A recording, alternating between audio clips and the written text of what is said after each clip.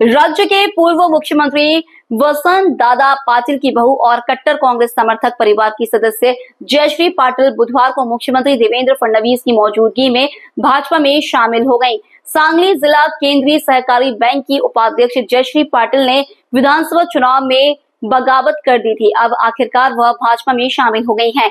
इससे सांगली की राजनीति में भाजपा मजबूत हुई है और कट्टर कांग्रेस समर्थक परिवार अब बट गया है। जयश्री पाटिल वरिष्ठ कांग्रेस नेता और पूर्व मंत्री दिवंगत मदन पाटिल की पत्नी हैं। कुछ दिन पहले उच्च एवं तकनीकी शिक्षा मंत्री चंद्रकांत पाटिल ने जयश्री पाटिल से उनके निवास पर मुलाकात की थी। जे जमिनीशी जोडलेले नेते आहेत त्या नेत्यांना कुठेतरी त्यांना तुष्टीकरण करायचं अशा प्रकारची पण परिस्थिती दिसते आणि म्हणून आता अशा प्रकारचे नेतृत्व सगळं आमच्याकडे सांगली मंडळी आम्ही पाहतच असतो आणि सांगली मंडळी दिसली की आम्ही पक्षात घेऊन असतो। त्याच्यामुळे त्याला तुम्ही आता जरी आता स्थानिक स्वराज्य संस्था नसती तरी आम्ही हा प्रयत्न सोडला नसता, आम्ही हा प्रयत्न केला। उन्होंने निर्दलीय चुनाव लड़ा था, उसके बाद कांग्रेस ने उन्हें निलंबित कर दिया था। आखिरकार उन्होंने अलग राजनीतिक राह अपनाने का फैसला किया। कुछ दिन पहले उन्होंने अपने कार्यकर्ताओं से इस पर राय मांगी थी। कहा जा रहा था कि जयश्री पाटिल को भाजपा और राष्ट्रवादी कांग्रेस पार्टी से ऑफर मिला है। आखिरकार उन्होंने मुख्यमंत्री देवेंद्र फडणवीस की मौजूदगी में भाजपा का दामन थाम ही लिया। इस अवसर पर बोलते हुए मुख्यमंत्री फडणवीस ने कहा, सांगली से एक बड़ा परिवार भाजपा में शामिल होने जा रहा है। वे शामिल हुए। भाजपा में शामिल होने वाले सभी लोग प्रदेश अध्यक्ष की उपस्थिति में शामिल होते हैं। हालांकि चूंकि यह वसंत दादा पाटिल के परिवार की विरासत है, इसलिए मैं खुद इस पार्टी प्रवेश समारोह में उपस्थित हुआ हूँ। भाजपा सिर्फ एक पार्टी नहीं बल्कि एक परिवार है। जयश्री पाटिल और उनके कार्यकर्ताओं को यहाँ परिवार की तरह माना जाएगा। भले ही वे अब शामिल हो गए, लेकिन उन्हें समान अवसर और समान जिम्मेदारियां दी जाएंगी। कांग्रेस नेतृत्व दिशाहीन हो गया है। कांग्रेस ने अब सामाजिक हित और राष्ट्रीय हित के सभी महत्वपूर्ण मुद्दों को दरकिनार कर दिया है। आम्ही देखील अनेक वर्ष विरोधी पक्षात काम केलं, कधी सत्तेत राहिलो, सत्तेत अलीकडच्या काळात जास्त राहिलो विरोधी पक्षात, त्याच्यापूर्वी आम्ही विरोधी पक्षात जास्त राहिलो।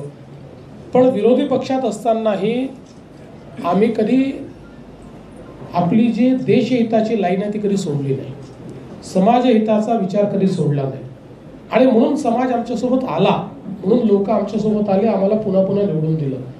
आज दुर्दैवाने काँग्रेस पक्षामध्ये ज्या प्रकारे दिशाहीन नेतृत्व दिसत आहे, त्यामुळे ज्यांना काम करायचं आहे, देशाकरता समाजाकरता काम करायचं आहे, त्यांना आपलं भवितव्यच त्या ठिकाणी दिसत नाही। ज्या प्रकारचे निर्णय होतात, आपल्या सैनिकांच्याच विरुद्ध बोललं जातं, सेनेच्या विरुद्ध बोललं जातं, तर आता त्या कार्यकर्त्याने तोंड काय दाखवायचं? जर आपला नेता आपल्या सेनेच्या विरोधात बोलणार असेल तर कार्यकर्त्याने उत्तर काय द्यायचं? त्यामुळे मला असं वाटतं की एक प्रकारे मोठी निराशा ही आपल्याला त्या ठिकाणी काँग्रेस पक्षात पाहायला मिळते आहे।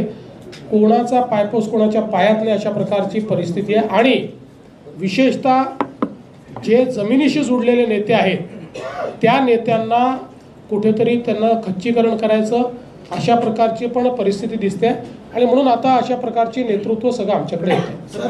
ज्या प्रकारे गेल्या सातत्याने भाजपमधला प्रवेश इन्कमिंग पाहतोय, सुनामी मोठ्या प्रमाणात दिसली आहे। आगामी काळामध्ये स्थानिक स्वराज्य संस्थांचं हे बिगुल म्हणता येईल का एकंदरीत, आणि काय निकाल असेल स्थानिक स्वराज्य संस्थांचा? बघा, बिगुल तर तुम्हाला म्हणता येईल, पण आमच्याकडे चांगली मंडळी आम्ही पाहतच असतो आणि चांगली मंडळी दिसली की आम्ही पक्षात घेऊनच येतो। त्याच्यामुळे त्याला तुम्ही आता म्हणजे जरी आता स्थानिक स्वराज्य संस्था नसती तरी आम्ही हा प्रयत्न सोडला नसताच, आम्ही हा प्रयत्न केलाच असता। आणि मला असं वाटतं की स्थानिक स्वराज्य संस्थेमध्ये आमची जी महायुती आहे ही महायुती अतिशय चांगला परफॉर्मन्स करेल। महानगरपालिका, जिल्हा परिषदा, पंचायत समित्या, नगरपालिका, नगरपंचायती सगळीकडे आम्ही विजयी। सांगलीतून अजून कुठलं मोठं घराणं भाजपमध्ये येणार आहे? करंट कार्यक्रम आहे, काही वेगळा शक्यता आहे? महाराष्ट्रामध्ये जे मोस्ट अवेटेड आहे, अवेटेड आहेत असं तुम्हाला वाटतं? आत्ता तरी आमच्या समोर असं काही चर्चेत नाही। जे मोठं घराणं